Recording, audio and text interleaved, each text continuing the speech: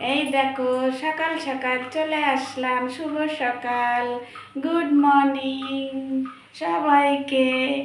তোমাদের একটা কথা বলছি, মন দিয়ে শুনো।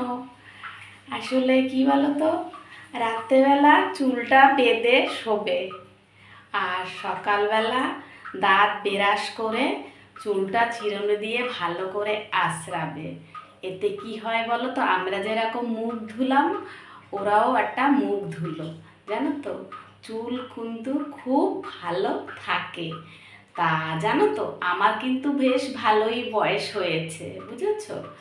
তা আমি বলছি, দেখো আমার মাথার চুলটা দেখো এখনো ভরপুর, পুরো ভর্তি। তাই যত সব বোন আছো, বৌদিরা আছো, সবাইকে বলছি সকালবেলা উঠে অবশ্যই দাঁত ব্রাশ করে চুল আঁচড়াবে। কি ঠিক কথা বলেছি তো? দেখো, এটা কিন্তু সবাই জানে, তবুও আমি বলে দিলাম যে যে জানো না।